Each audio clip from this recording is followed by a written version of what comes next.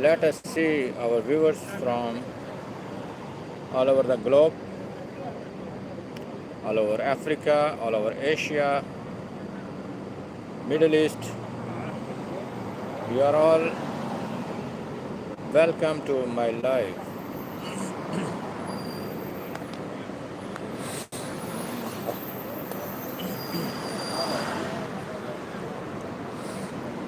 Today is 20th of July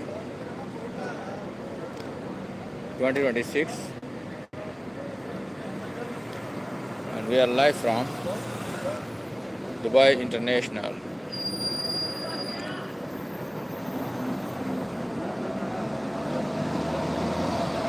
Here in Dubai we still feel the good weather in the night, during night time, no humidity, no more high temperatures. So we are enjoying our life from outdoor.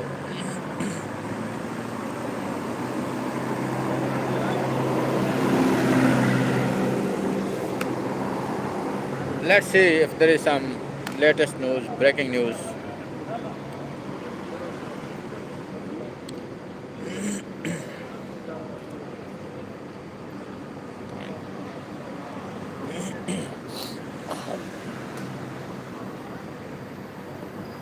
So BBC Urdu is saying that Irani Interior Minister Sikandar Momini arrived in Pakistan for 2 days visit.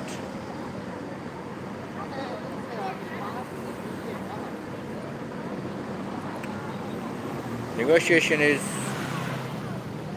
in progress to stop the war between USA and Iran because this endless war is causing huge problems for the world, for the humanity, for the Middle East. Nobody is getting any benefits from this war. Here we now open the Khalij Times, official newspaper of Dubai and UAE. USA says Lebanon army begins taking over southern pilot zone. Okay, Indian embassy in UAE can hire Al-Hind tours temporarily. Bahrain Kuwait flights cancelled due to ongoing attacks. Plane carrying Spain's World Cup winning. Wow, that's news. Latest news. Let me know from where you are watching our live. You can send me your questions in the comments or any feedback in the comments. I'm waiting for your questions and your feedback. The plane carrying Spain's World Cup winning team lands in Madrid. The players and coaching staff will parade through central Madrid on an open-top bus before arriving at the Sibyl's Square where a ceremony will be held. So a plane carrying Spain's newly crowned World Cup champions landed in Madrid on Monday, a day after their 1-0 victory over Argentina in the final in the US. A Spanish flag fluttered from the cockpit window as the Iberia aircraft carrying the squad taxied to the terminal at Madrid airport at 2:30 p.m. local time. What is this?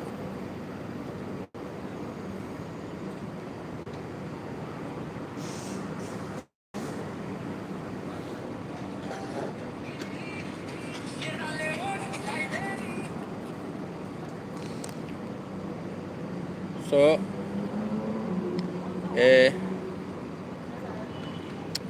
Coach Luis de la Fuente was the first to step off the plane, followed by the players of the tournament. Rodri, who held the World Cup trophy aloft at the top of the stairs. The squad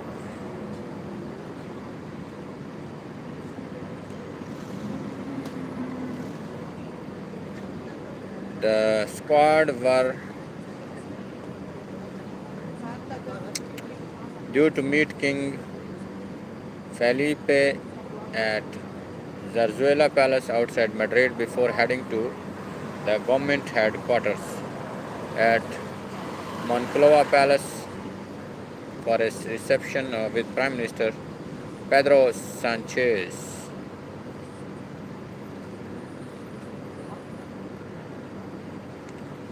The players and coaching staff will then parade through central Madrid on an open-top bus before arriving at the Cibeles Square where a ceremony will be held. Around 1 million people are expected to flood the streets of Spanish capital to salute the players.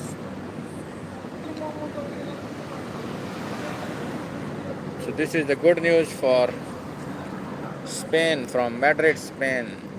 The team arrived after winning the FIFA World Cup, Football World Cup. So now they are celebrating their victory, celebrating their moment and enjoying their moment. And Ajman Sarek launched a new initiative. Okay, let's see the next news. UAE schools to launch motorsport academy. Students get weekly. UAE families can save over 2,000 on flights by booking during this week. Saudi Arabia launched 1-year multiple entry Umrah visa allowing. What is this news? Let's see this news. Saudi Arabia launched a 90-day multiple entry Umrah visa with 1-year validity. The Ministry of Hajj and Umrah has launched a multiple entry Umrah visa allowing holders to enter Saudi Arabia several times during 365 days validity period from the date of issuance, according to the state news agency. To use the visa, visitors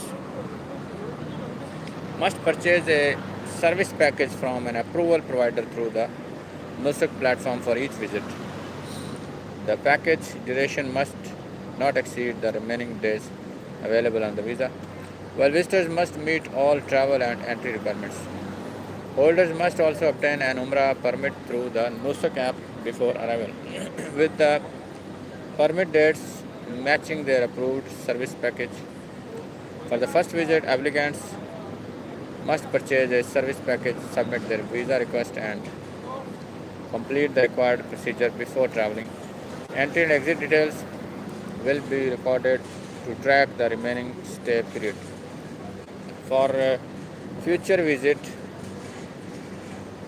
visa holders must purchase a new package, obtain a new Umrah permit through Nusuk and complete the required entry procedures before returning to the kingdom.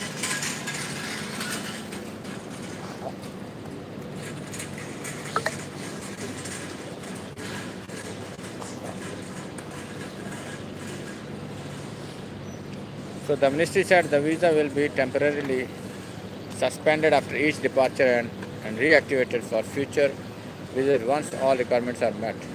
It will also not be available for entry during the Hajj season from 1 Zulqa'dah to 13 Zulhajj. The ministry said the new visa aims to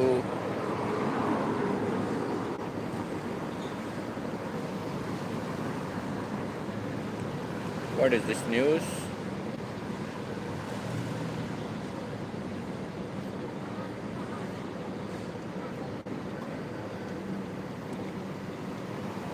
This news is okay. The minister said the new visa aims to make Umrah visits more conveniently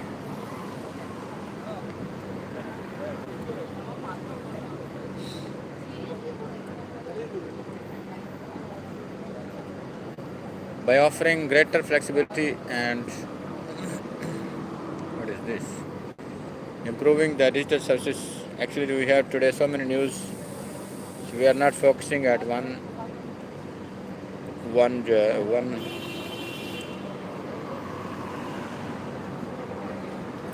We cannot focus at one platform. So, anyway, in August 2025, Saudi Arabia officially launched the Nusuk platform's dedicated Umrah visa service.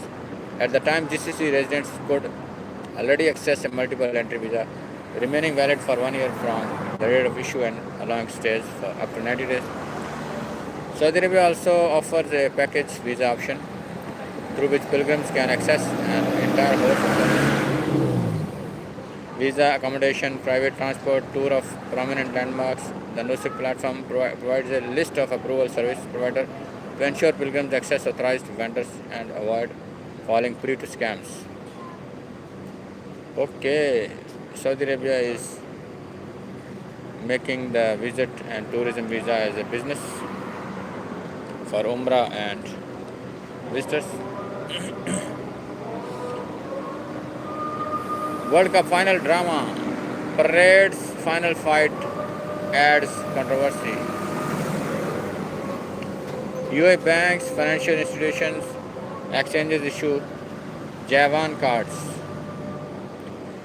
What UAE football fans ordered the most during the World Cup? UAE retailers expand ready to eat meals as busy residents seek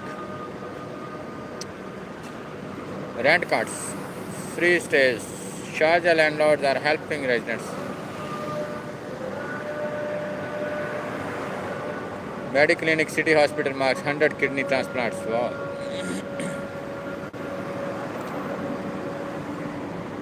From vision to impact. The extreme surgery behind the Barbie waist trend.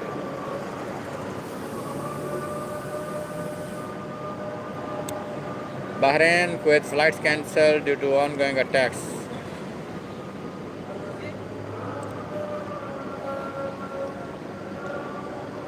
So, UK Finance Minister blah blah blah. Britain's new PM Andy vows to end a year of. Hamas appoints new leader who is Khalil al-Hayya. Google plans new chip to run Gemini models. A defining leap toward AI native economy, positioning Ras Al Khaimah and the UAE at the forefront of global innovation. Let's see this news. This news looks great.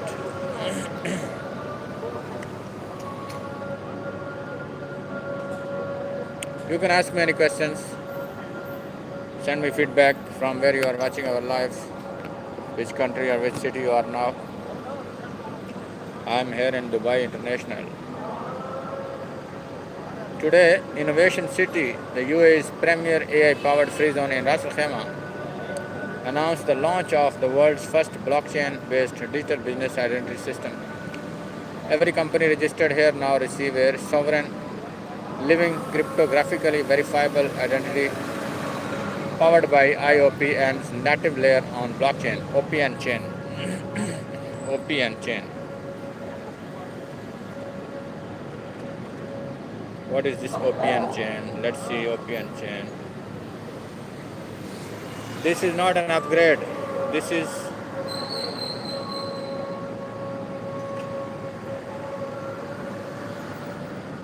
OPN chain. Where is this OPN? Anyway, this is not an upgrade. This is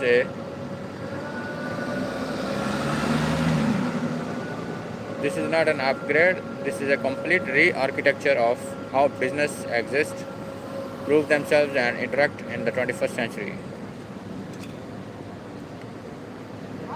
For the first time in history, a business license is no longer a static PDF or a line in a government database. It is dynamic, immutable, soul-bound digital asset, removing reliance on centralized intermediaries and drastically reducing verification uncertainty.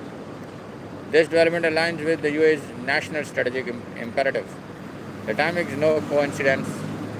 The UAE government has just announced its bold directive to transition 50% of federal government sector services and operations to agentic AI within 2 years.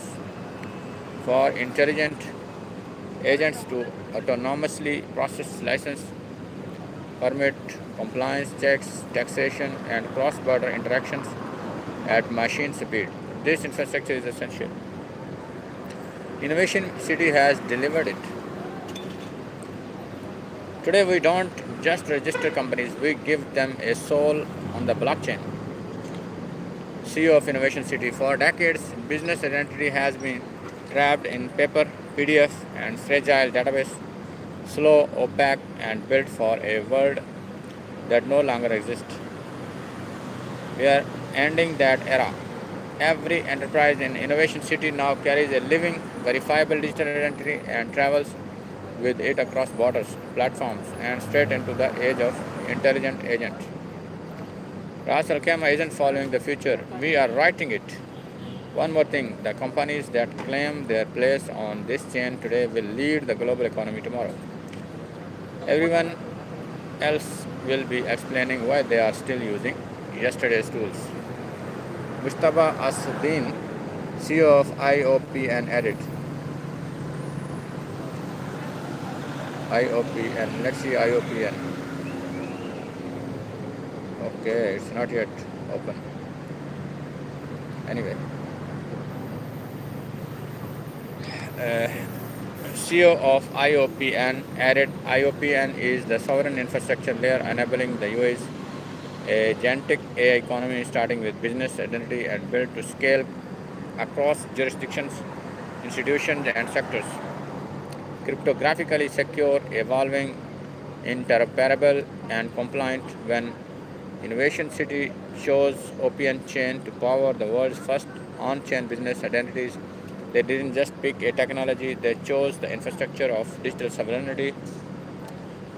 Together we are proving that the future of enterprise is not centralized database or fragmented system. It is sovereign, verifiable, and alive on chain. Why this matters now and forever? Radical transparency and auditability. Every ownership change, compliance, update, and verification is permanently recorded and publicly auditable. Instant, trustless verification. Banks, regulators, investors, and AI agents can confirm authenticity in seconds, not days or weeks. Fraud reduction significantly reduces the risk of document fraud, issues around beneficial ownership, and shell company formation. AI native readiness. This is the exact infrastructure required for agentic AI to operate government scale.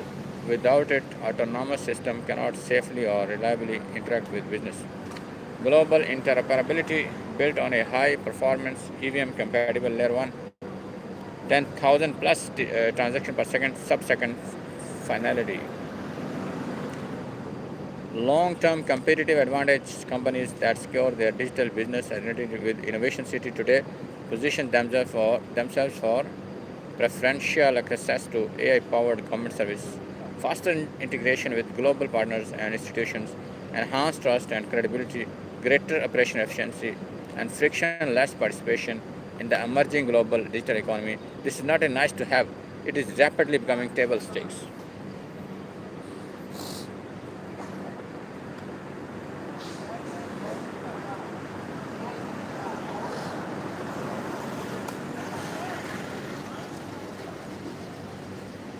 Innovation once again proven why it is the most forward-looking free zone in the UAE. While others promise digital transformation, Innovation City is delivering digital sovereignty and setting a new global standard. While others prepare for AI, Innovation City is building the verifiable identity layer that makes AI government possible. This is the moment business identity stops being an administrative burden and becomes a strategic superpower. The future of commerce has a new address. It starts in Innovation City. The next is also Innovation City, AI and gaming, the first industry where creativity still leads. The first industry where creativity still leads. Every wave of automation has the same shape. It takes the most repeatable work first, and the people who thrive are the ones the machines cannot copy. AI is the largest wave we have seen yet, and across most industries it will follow that shape exactly. Fewer people, more output. The workers steadily return out. Gaming is about to break the pattern, and it is worth understanding why. The rule underneath all of this is simple. In industries where the value of the work lives in the result rather than in the human who made it, AI will replace the human. Nobody opens a spreadsheet to admire the content's taste.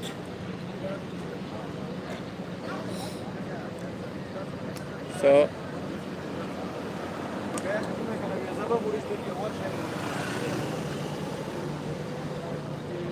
AI will replace the human. Nobody opens a spreadsheet to admire the accountant's taste. Nobody reads a shipping manifest for the author's voice.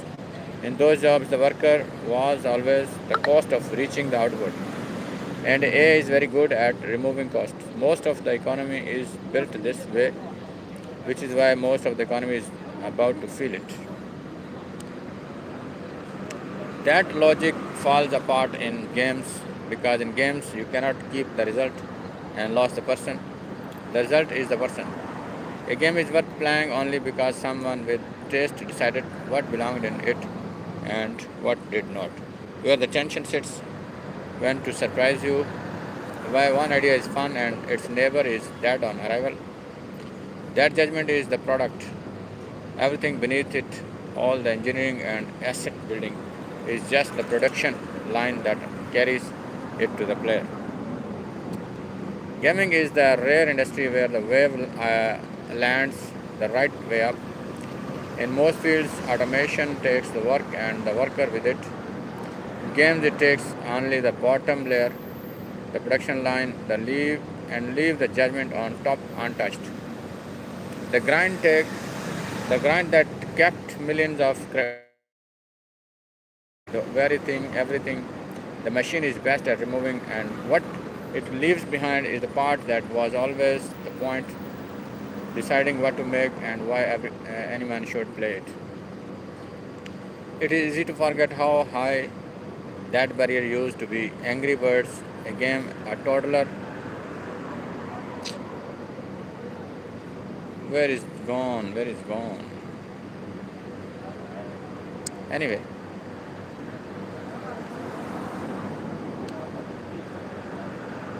The point of AI in games is not to replace the creator but to free them. It should take the grind and hand back time, take the technical wall and hand back reach. You can send me your questions in the comments. You can send me your feedback in the comments. I am waiting your questions. Today is 20th of July. 2026. If there is no questions, of course we have to read the news to feed our lives. It is easy to forget how high that barrier used to be. Angry Birds, a game a toddler can play, was Rovio's 50-second game and still took a small team 8 months and over $100,000 to finish. That is what stood between an idea and a finished game, and is why making games stayed the reserve of studios. Bringing that barrier down is the real promise of AI here. This is all AI, gaming, blah blah blah. Innovation City and IOPN launched the Middle East's first sovereign AI data center. Old news. Let's see the latest breaking news if there is any other. In Khalij Times, we already read the news of football team arrived in Spain. Saudi Arabia launched a multiple entry visa. And what next? Let's see the Gulf News. Gulf News is also official newspaper of UAE and Dubai. What says the Gulf News is more US fighter jets and tankers head to Middle East. Sad news. Iran president says country in full-scale war with US as Houthis announce Saudi maritime blockade. Very bad news, very sad news. The conflict between the US and Iran continues to widen, with Iran President declaring it is in a full-scale war as regional tensions spill over across the Gulf. Warning signs sounded across Kuwait after the military intercepted Iranian missiles and drone attacks, while Bahrain accused Iran of targeting its air navigation system with drones. Yemen's Iran-backed Houthis announced a maritime embargo on Saudi Arabia, raising fresh concerns over regional shipping, and Iran's interior minister is due in Pakistan for talks as diplomatic efforts continue follow all the latest development. US to send more F-16, F-35 jets to Middle East.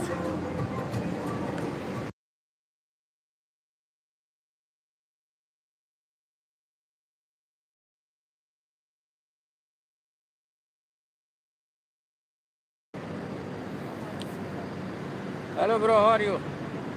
Uganda? Ghana or Uganda? Palwan poche nu hoy. The US plans to send additional F-16 and F-35 fighter jets from bases in Europe to the Middle East, as well as more aerial refueling tankers. Dozens of US refueling aircraft have arrived in Israel in recent days, with more still incoming. The source said about 94 refueling aircraft were deployed during the March operations. That number later fell to 40. AFRiCA heads back to Pakistan amid US-Iran peace talks push. Iran Foreign Minister Abbas AFRiCA returned to Islamabad on Monday after leaving the Pakistan capital a day earlier, as Pakistan's political and military leadership sought to revive ceasefire negotiations between Tehran and Washington. Iranian state media said AFRiCA had returned to Islamabad before traveling on Moscow amid renewed diplomatic efforts to de-escalate amid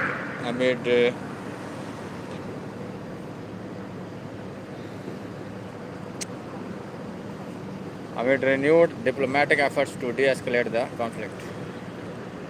The diplomatic push came as mediators presented the US and Iran with a new three-point proposal aimed at ending the fighting. According to reports, the proposal includes a ceasefire and the implementation of the MOU previously agreed between the two countries. US military withholds casualty details in Iran conflict.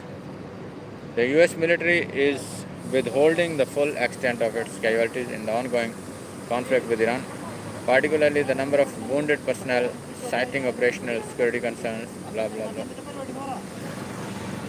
US strongly condemns Iran attack on Bahrain and Kuwait. In a statement, Ministry of Foreign Affairs affirmed that these hostile attacks constitute a flagrant violation of the sovereignty of the brotherly nations and a threat to their security and stability. Warning signs sound across Kuwait amid ongoing Iran attacks. Has the US quietly changed its objective in Iran? The latest wave of American strikes on Iran appears to mark one more than simply an intensification of the fighting. Instead, it raises the possibility that Washington's military campaign is evolving beyond its initial focus on the Strait of Hormuz. When hostilities resumed after the collapse of last month's interim agreement, the immediate attention centered on the strategic waterway. Iran had reimposed its blockade of the strait. Shipping traffic had largely stalled, and the US responded by blockading Iranian ports while striking military positions linked to Iran's operations around Hormuz. Bahrain urges residents to move to safe locations. Ryanair quarterly profit slides on Middle East war impact. Irish no-frills airline Ryanair on Monday said net profit slumped 34% in its first quarter as the Middle East conflict sent jet fuel prices soaring and impacted ticket sales. Yemen's Iran-backed Houthis announced maritime blockade of Saudi Arabia. Yemen's Iran-backed Houthis rebels on Monday announced a maritime embargo of their for Saudi Arabia after the pair traded fire last week for the first time in years. The rebels declared maritime embargo against the Saudi enemy based on the equation of an eye for an eye, effective immediately upon the issuance of this statement, military spokesman Yahya said. US identifies 2 soldiers killed in Iranian attacks on Jordan. Iran president says country in full-scale war with US. All this war news. Iran says Spain World Cup win brought joy to the critics of US-Israel. Iran on Monday congratulated Spain on its victory in the World Cup, saying that it had brought happiness to people around the world who opposed the US and Israel. On social media, the winning side appeared to have won support from people around the world thanks to the Spanish government's condemnation of Israel's actions in Gaza and Madrid's criticism of the war in Iran. On the other hand, Israeli politicians and football fans had rallied for Argentina, whose president has been a vocal supporter of Israel. The players' defense of the Palestinian people and support of Spain for Iran showed that freedom and assertiveness are characteristics of that intelligent and respectful nation, said Iran top negotiator Mohammad Bakir Kalibaf.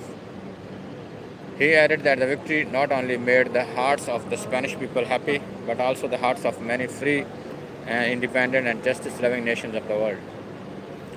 US gas prices hit an average of $4 a gallon again. Iran calls on IAEA to condemn strikes on under-construction nuclear site.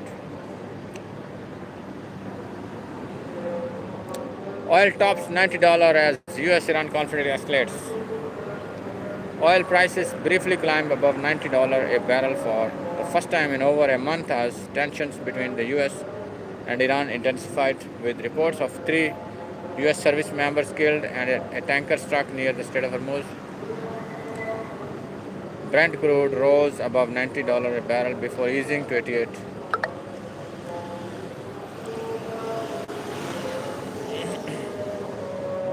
Iran says will not allow Hormuz Strait to be used to threaten the country.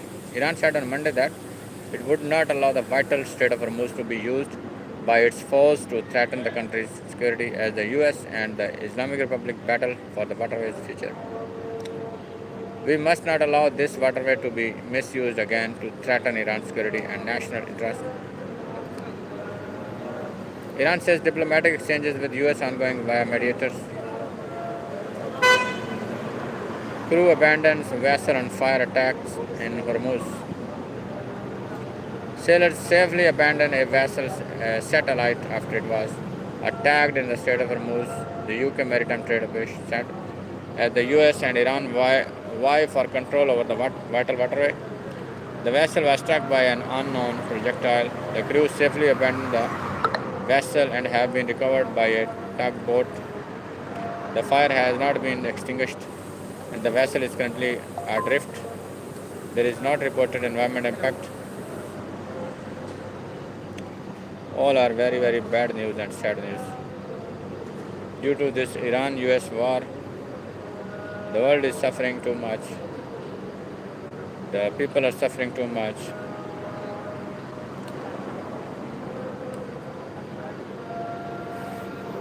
US, UK and Canada update travel warning across Gulf. UAE condemns renewed Iranian attacks on Bahrain and Kuwait. Bahrain says Iran targets civilian one over debris. Flying today, latest UAE flight cancellation. Dubai airport remains resilient during crisis. Are you using the fast lane wrong in Dubai? So the others are just local news. India's Supreme Court rules on UAE visa service raw. Rafid call exposes stolen car after Sharjah crash. From shops to mobiles, evolution of bullion ownership. Hawaii Pura 90S series sets the pace for 5.5G. Wow. So these are the news from the world and the local.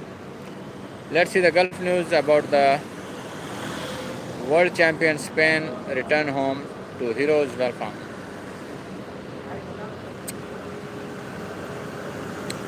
What you need to know. Spain returned home on Monday, a day after lifting their second men's FIFA World Cup title in the US.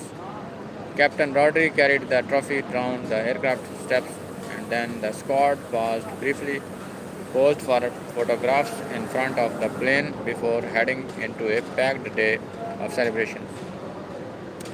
Their schedule included a reception with King Philip at the Royal Palace, followed by a welcome from Prime Minister Pedro. The celebrations were set to conclude with an open-top bus parade through streets of Madrid, ending at the iconic Sibles Square, where Spain's national team traditionally celebrate their major triumphs. Hundreds of thousands of fans were expected to line the streets, and defender Mark admitted the players were eager to celebrate with supporters. We are really looking forward to returning to Spain. Many people couldn't be here, and we want to celebrate with everyone. I think we deserve a good celebration. Spain secured their second men's FIFA World Cup title on Sunday, with Ferran Torres scoring the extra time, winning in a 1-0 victory over Argentina. King Philip and members of the Spanish royal family were present at MetLife Stadium in New Jersey to witness the historic triumph. Prime Minister also celebrated victory on X, writing, "We are world champions. Our national team is tremendous. Thanks, team." The success capped a remarkable era for Spanish football, with the women's team also reigning world champions. Spain became the first nation to simultaneously hold both the men's and women's FIFA World Cup titles. While celebrations erupted across the country, reports also emerged of a tragic incident. According to local media, a 13-year-old boy died in the town of Rodrigo after a stone pillar from a fountain collapsed under the weight of several people celebrating on it. 13-year-old boy, a very young boy, died in the town of Rodrigo. Two others were reportedly injured when the pillar fell into the fountain, and local authorities announced a 3-day period of mourning. So this is the news from the Gulf News. Gulf News is the official newspaper of Dubai. Instagram is outage.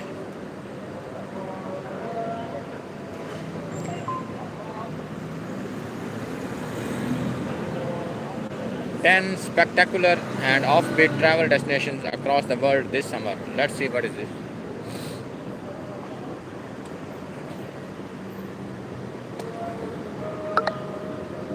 So what are these 10 places, locations? Number 1 is Faroe Islands, Denmark. Few places feel as untouched as a Faroe Island, rising dramatically from the North Atlantic. The archipelago offers towering cliffs, emerald valleys, cascading waterfalls, and tiny trough-roofed villages that seem frozen in time. Hiking trails overlook puffin colonies, while winding roads reveal breathtaking fjords around almost every corner. It is an ideal destination for travelers seeking nature without the crowds. The next is Azores, Portugal. Floating in the middle of the Atlantic Ocean, the Azores remain one of Europe's most remarkable hidden gems. Volcanic craters have become emerald lakes. Geothermal springs bubble through lush forests, and dramatic coastlines provide unforgettable whale watching opportunities. The islands blend adventure with tranquility, making them perfect for families and couple likes. Portugal. The next is Gjirokastër, Albania.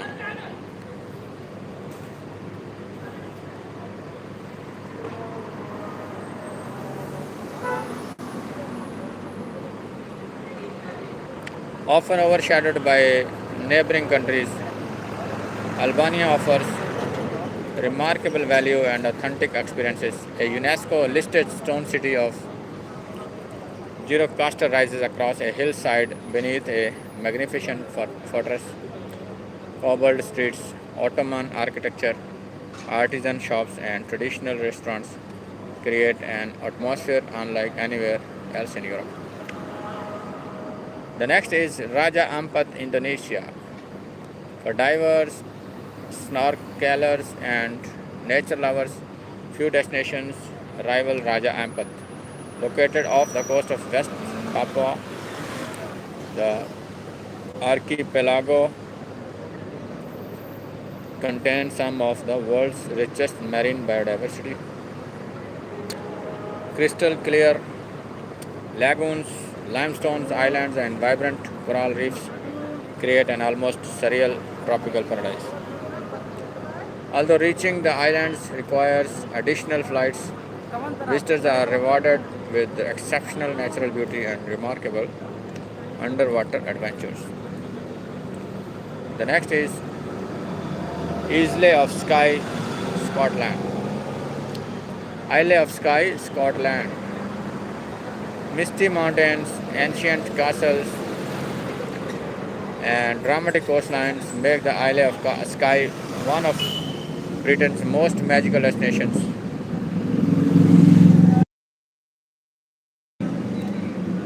Long summer evenings allow visitors to explore ferry pools, rugged hiking trails, and picturesque fishing villages beneath ever changing skies. Wildlife enthusiasts may even spot seals, dolphins, and golden eagles. Number 6 is Kotor Bay, Montenegro. Combining medieval charm with spectacular Adriatic scenery, Kotor Bay delivers many of the pleasures of the Mediterranean without overwhelming crowds. Ancient stone streets lead to lively squares, while mountain roads reveal breathtaking views over one of the world Europe's most beautiful natural harbors. Sailing, hiking, and waterfront dining complete the experience. Number 7 is Yakushima, Japan. This mystical island inspired the forests featured in Studio Ghibli's Princess Mononoke, covered in ancient cedar forest, moss-covered trails, and waterfalls. Yakushima feels almost prehistoric. Some of the island's trees are believed to be thousands of years old, creating one of Asia's most extraordinary hiking destinations. Okay, the next is Salinto, Colombia. Colorful, vibrant, and full of character, Salinto offers a refreshing alternative to Colombia's larger cities, surrounded by coffee plantations and the towering wax palms of the Coca Valley. The town combines outdoor adventure with exceptional local hospitality. Visitors can explore coffee farms, horseback trails, and colorful colonial streets before enjoying world famous Colombian coffee. Lofoten Islands, Norway. Number 9. Towering granite peaks plunge directly into crystal clear Arctic waters, creating one of the world's most dramatic coastal landscapes. During summer, the midnight sun provides nearly endless daylight, allowing visitors to hike, kayak, or photograph charming fishing villages at almost any hour. Despite its growing reputation, Lofoten still feels wonderfully remote. Number 10 is Hallstatt region, Austria. While Hallstatt itself is famous, venturing beyond the village opens a world of alpine lakes, charming hamlets, and mountain trails. Crystal clear waters reflect centuries old wooden homes, while cable cars climb to panoramic viewpoints overlooking the Austrian Alps. Summer transforms the region into a paradise for kayaking, cycling, and lakeside relaxation. So these are the 10 beautiful destinations for summer breaks, for summer visits. Let's see the Dawn News. The Dawn News says that Yemen's Houthis announced maritime blockade of Saudi Arabia. This is the nonsense. This is the greatest nonsense happening by Iran and Houthis. How are you, bro? US military has disabled one ship, Director 7, CENTCOM. Iran's Interior Minister Iskandar Momini arrived in Pakistan. How are you? Good? Good. Yeah. Right. What's happening here? I don't know, some They are shopping. blocking this? No, some shopping. They are waiting for parking or what is going on. The parking problem. What the US always remains open to a diplomatic solution, says Rabio. The next news is Iran says fighting full-scale war with US. US attacks deepen hardship, not dissent in Iran's south. Iran's Interior Minister Iskandar Momini arrives in Pakistan. Andy Burnham becomes UK PM. Canada eyes new avenues for trade economic cooperation with Pakistan as Foreign Minister Anand visits Islamabad. Let's see this news from Canada and Pakistan. Canada's Foreign Minister Anita Anand on Monday expressed her country's interest in exploring new avenues for trade and bilateral cooperation with Pakistan as she met with Shehbaz Sharif Prime Minister in Islamabad. Anand is on a one-day official visit to Pakistan, during which she held separate meetings with Shehbaz as well as the Deputy PM and Foreign Minister Sakdar, according to a statement released by the Prime Minister's office. Following their meeting, Anand expressed the keen desire of our government to explore new opportunities for trade and cooperation, especially in the field of agriculture, mining, energy, as well as in the auto part industry. The Foreign Investment Promotion and Protection Agreement would be instrumental in enhancing Canadian investors' confidence to invest in Pakistan. So, wife's right to dower remains protected. Iran says fighting full-scale war. What the hell is this? PML and MPS seeks ban on appointment of dual nationals to government service. FIFA World Cup heroes Spain return home ahead of victory parade. Hundreds protest in Delhi demanding statehood for occupied Kashmir. What is this news from Delhi? Hundreds of people led by the Chief Minister of India occupied Kashmir shouted slogans and staged a protest in the capital Delhi on Monday demanding statehood for the region 7 years after it revoked the disputed region's autonomy by abrogating Article 370. Omar Abdullah.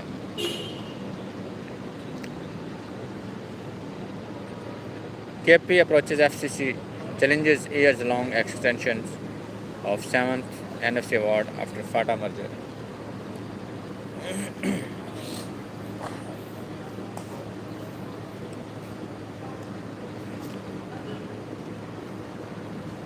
Let's see what's the next news. Viva Espana. Spain unites in joy at second FIFA World Cup crown. So, Pakistan's geographical location is a strategic asset, but it is also a liability. See this news analysis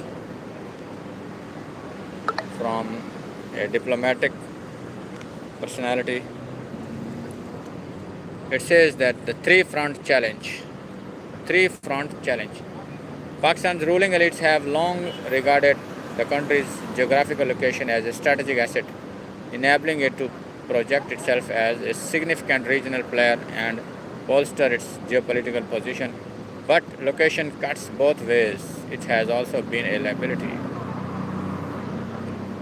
Few countries have faced the headwinds from their geography as Pakistan An overbearing and hostile eastern neighbor, contested borders inherited from colonialism, unresolved Kashmir dispute, volatile neighborhood, and a western neighbor roiled by strife and foreign intervention, all combined to create a permanent security dilemma.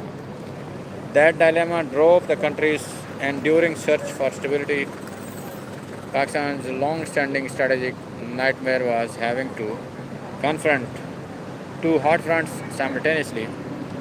The imperative to avert this shaped is its strategic thinking, security policy, and strategy. The tyranny of geography always weighed heavily on the country. That has not changed. What has changed is the scale and gravity of the threat. Pakistan now faces a three-front security challenge from India on its eastern frontier, from cross-border terror attacks emanating from Afghanistan, and unrest, terrorism, and militant violence at home.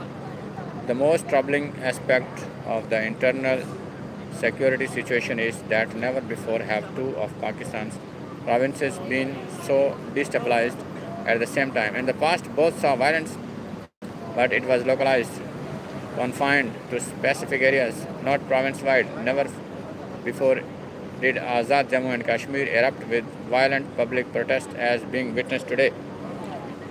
The spike in military attacks across KP and Balochistan continues. In the first 6 months of 2026, there were over 200 terrorist attacks among entirely but the TTP in KP with 300 people killed. The areas of attacks have expanded, which shows a worrying increase in outlawed groups' reach. Balochistan saw more than 100 attacks in the same period, mostly by the Baloch Liberation Army. The militant separatist group has also demonstrated greater reach and diversified its targets. They range from railway tracks, gas pipelines, state buildings, and foreign investment projects to the non-Baloch settler population. Meanwhile, the rising number of TTP attacks in the KP area, Pakhtun areas of Balochistan indicates its threats of operation. Theatre of operations has expanded much beyond KP, even as far as Karachi, as the recent attacks on the Ranger headquarters. Balochistan has for decades been in crisis and stricken by insurgencies, but the cumulative effect of the failure to address its troubles has left the province completely alienated from the center. Balochistan's problem is fundamentally political. People have long felt disenfranchised with their basic demands ignored, anger among youth at the province's exclusion, lack of a legitimate political process, and the state's constant branding of Baloch nationals and non-violent dissident groups as traitors have all played into the crisis.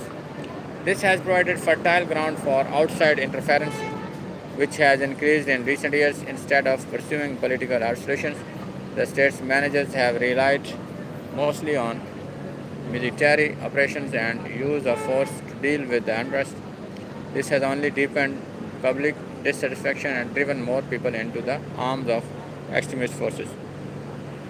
In KP, governed by the opposition PTI, the security challenge is compounded by the fact that the federal and provincial governments are at loggerheads. They also diverge on how to deal with militancy. The mistrust between the local population and security forces remains a major impediment in the fight against terrorism. The response to militant violence is predicated primarily on kinetic means, absent meaningful efforts to win community support, yet effective counterinsurgency rests heavily on trust. AJK is facing unrest and a virtual public revolt, with the region paralyzed by violent protests. This political crisis had been brewing for the past several years. Alienation grew with a governance system run from Islamabad, which also failed to address AJK's economic problems, including youth joblessness. Resultantly, a broad-based coalition of civil society and political groups, the Joint Awami Action Committee, emerge to press its economic and political demands.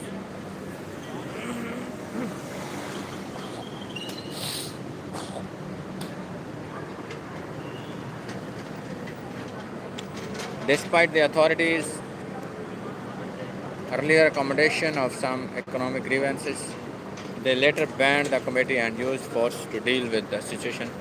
They failed to see the serious implications of losing Kashmiris' hearts and minds for Pakistan's position on India's occupied Kashmir. Already prominent leaders from occupied Kashmir are voicing concern over the loss of life in AJK. The standoff continues between protesters and law enforcers with no end in sight to the crisis. The issue of reserved refugee seats lies at the heart of the protest. Jack demands their abolition as they are manipulated by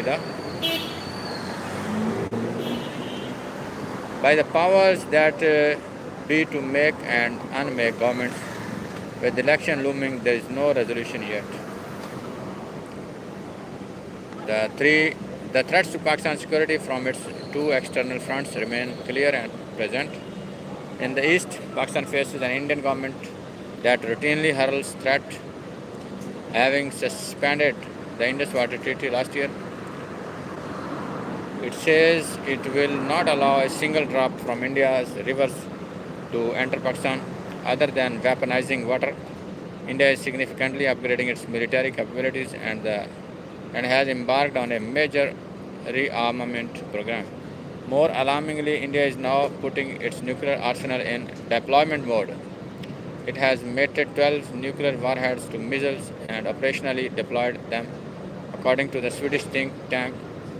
This is a dangerous departure from the posture of recessed deterrence adopted by India and Pakistan, by which they keep warheads and launchers in separate locations.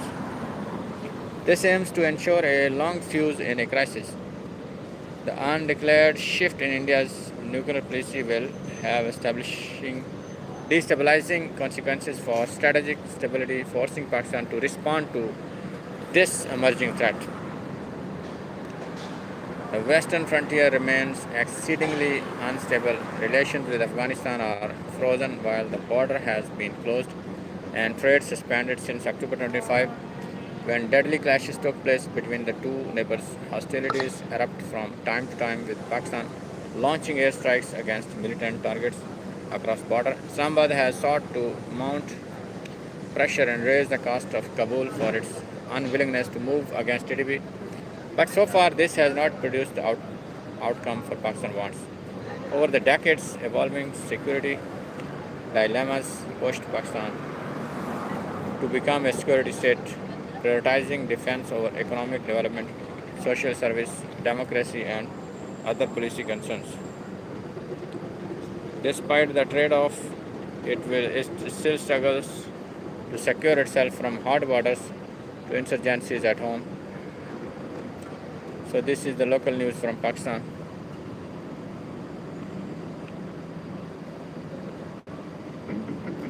Now we are going to start our TikTok live also. TikTok live is very interesting. Too much freedom, too much options.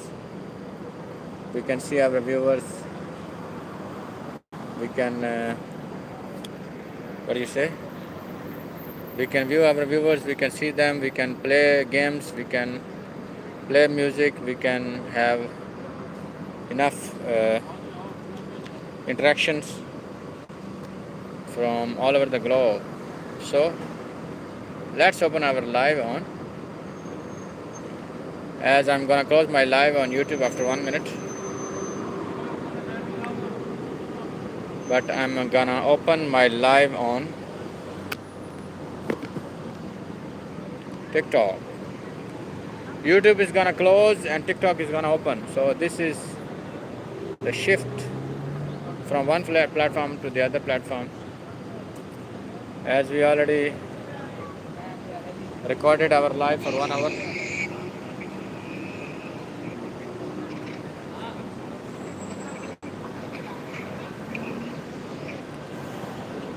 So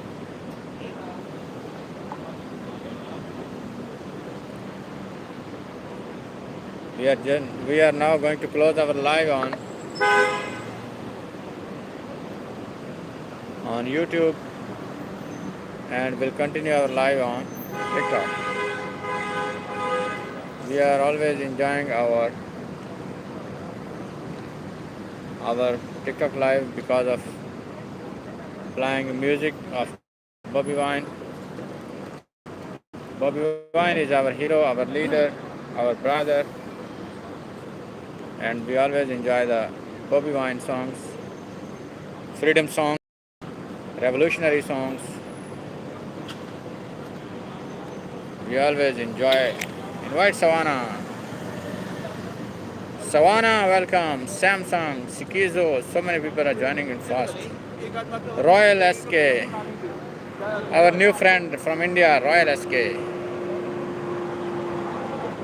So it's time to, hi, how are you, Royal? It's time to close our live on YouTube. Miss Iraqi, how are you, Miss Iraqi? Where are you, Miss Iraqi?